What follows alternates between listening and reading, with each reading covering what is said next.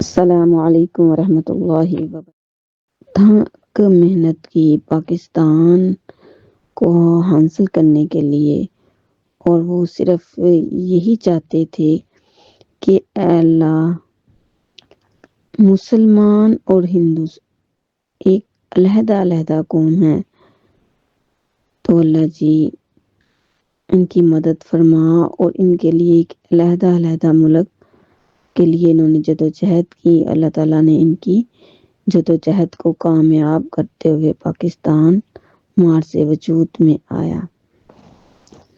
ان کی ہسٹری دیکھیں تو قائد اعظم محمد علی جناح 25 دسمبر 1976 کو کراچی میں پیدا ہوئے، اور ان کے والد پونجا جو تھے وہ کراچی میں چمڑے کا کاروبار کرتے تھے، اور وہاں کے بہت بڑے تاجروں میں ان کا شمار ہوتا تھا۔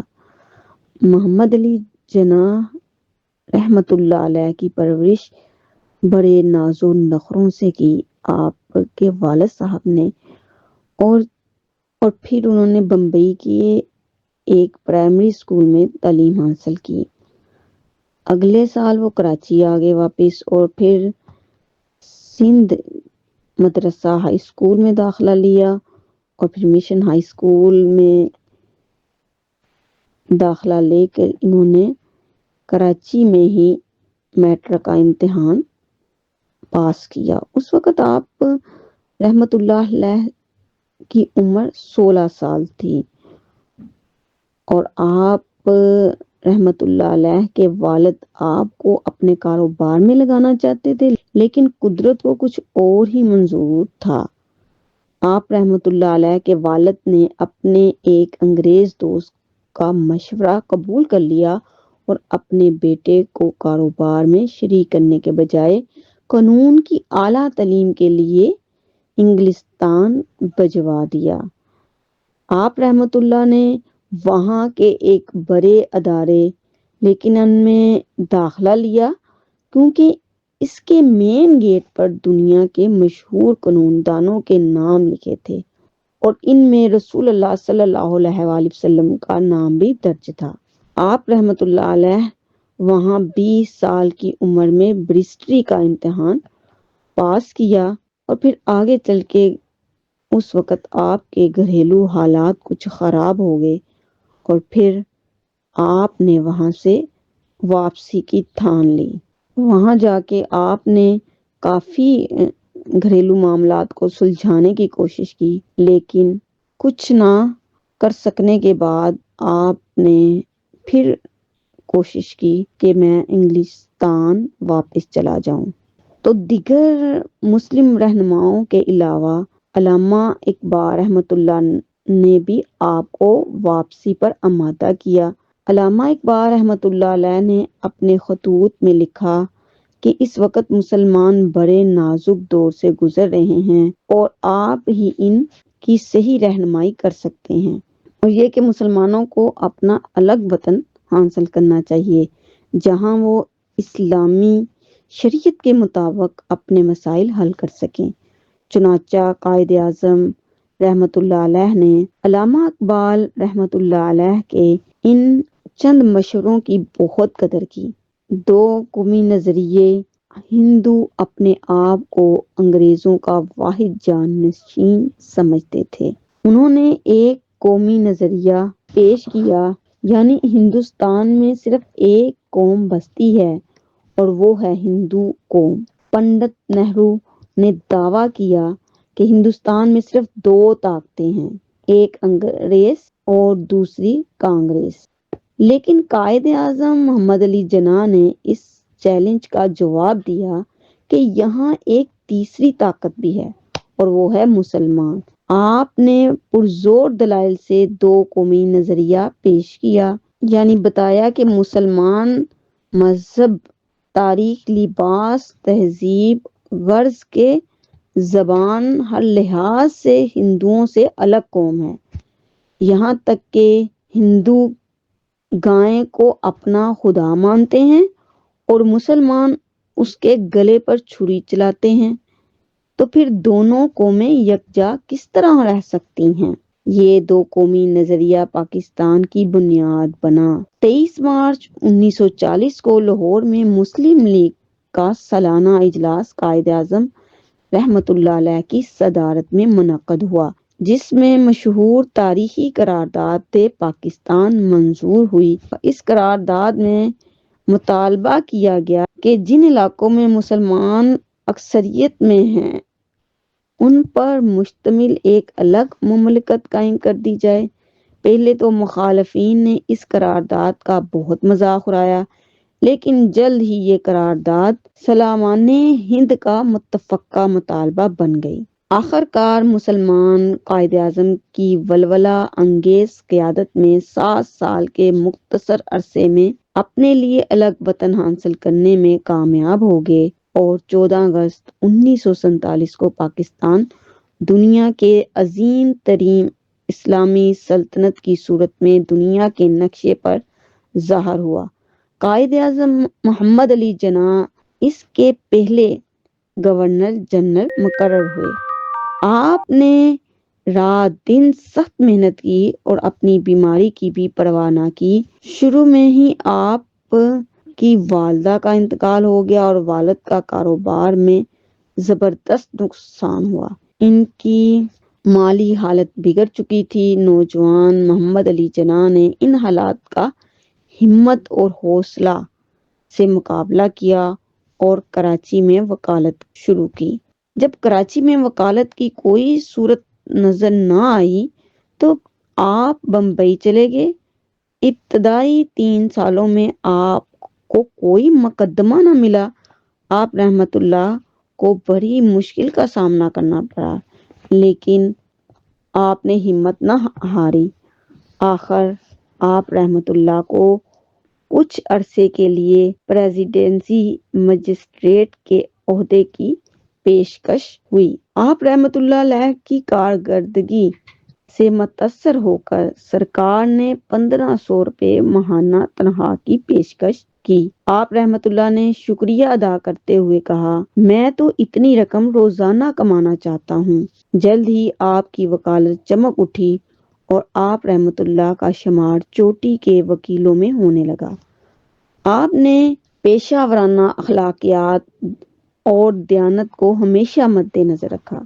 ایک دفعہ مقدمے کی پیروی کے دوران مجسٹریٹ نے آپ رحمت اللہ سے کہا کہ وہ کسی 3rd کلاس مجسٹریٹ سے مخاطب نہیں۔ آپ رحمت اللہ نے بھی ترکی بترکی جواب دیا کہ مائی لارڈ، آپ بھی کسی 3rd کلاس وکیل سے مخاطب نہیں۔ محمد علی جناح رحمت اللہ علیہ انگلستان کے زمانہ طالب علم میں سے سیاست میں دلچسپی لینے لگے تھے۔ وہاں انہوں نے مشہور ہندوستانی لیڈر دادا جی نوروجی کی انتخابی مہم میں بھی بھرپور حصہ لیا۔ وطن واپسی پر آپ رحمت اللہ نے کانگریس کے پلیٹ فارم سے سیاسی زندگی کا باقاعدہ آغاز کیا۔ 1909 میں آپ رحمت اللہ علیہ بمبئی کے مسلم حلقے سے مرکزی کونسل کے رکن منتخب ہوئے۔